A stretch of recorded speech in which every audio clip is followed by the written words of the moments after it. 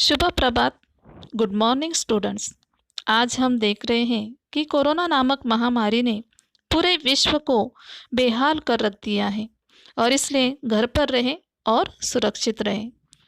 तो बच्चों, हम घर पर रहकर ही ई लर्निंग के माध्यम से हिंदी विषय की शुरुआत करने जा रहे हैं और मेरा नाम है मिस कविता सोनावने और हम हिंदी कक्षा 8वीं सुलभ भारती इस किताब का मुख्य पृष्ठ यहाँ पर देख रहे हैं।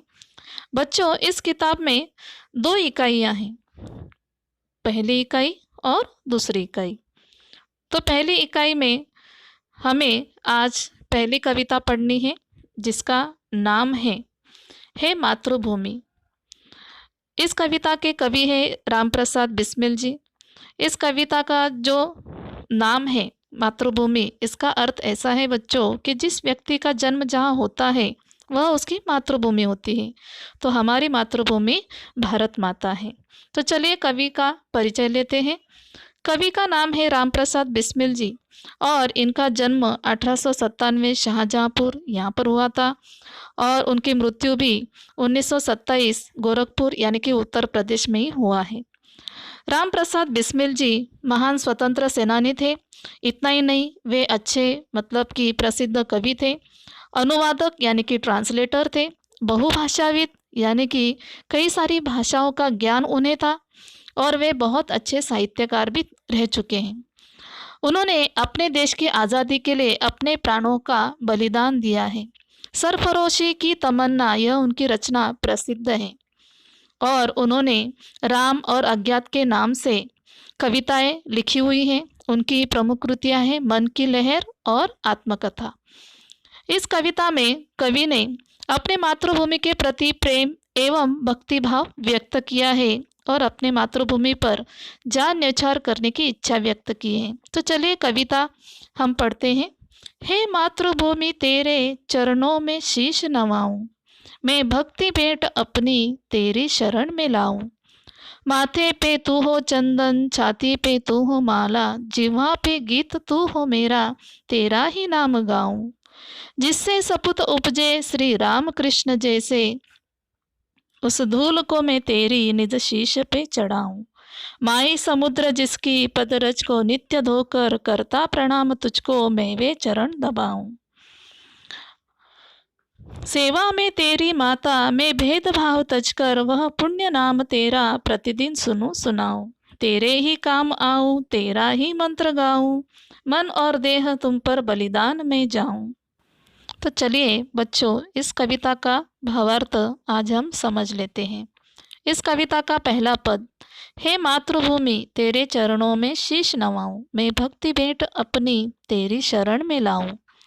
यहाँ पर शीश नवाना, इसका अर्थ है सिर झुकाना, चरण यानी कि पैर। यहाँ पर कवि कहते हैं कि हे मातृभूमि, मैं तेरे चरणों में शीश नवाता हूँ यानी कि सिर झुकाता हूँ और भक्ति रूपी भेंट तेरे शरण में मैं लाता हूँ। अब इस कविता का दूसरा पद इस प्रकार है कि माथे पे तू हो चंदन, छाती पे तू हो माला, जिह्वा पे गीत तू हो मेरा, तेरा ही नाम गाऊं। यहाँ पर कवि ये कहना चाहते हैं कि हे माँ, मेरे मस्तक पर तुम ही चंदन के समान हो और मेरे हृदय पर तुम्हारे ही नाम की माला हमेशा मैं पहनूंगा और मैं हमेशा तुम्हारा ही नाम मेरी जिह्वा यानी कि जीभ पर रहेगा और मैं तुम्हारा ही नाम गाता रहूँगा।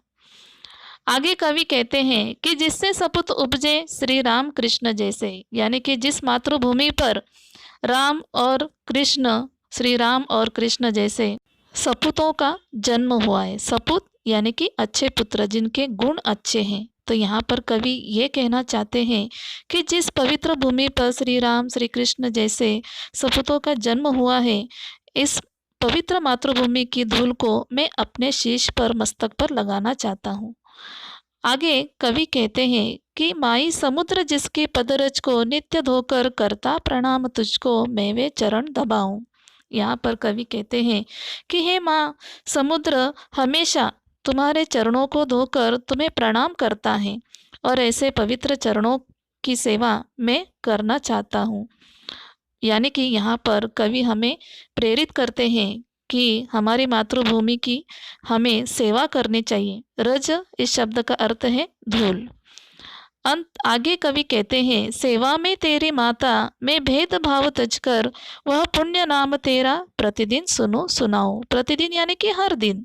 यहाँ पर कवि कहते हैं कि हे माता, मैं हर तरह का भेदभाव उनका त्याग करते हुए तुम्हारी सेवा मैं करना चाहता हूँ, और हमेशा यानी कि हर दिन मैं तुम्हारा पवित्र नाम सुनूंगा और दूसरों को भी सुनाऊंगा। इस प्रकार कवि का मातृभूमि के प्रति प्रेम यहाँ पर व्यक्त होता है।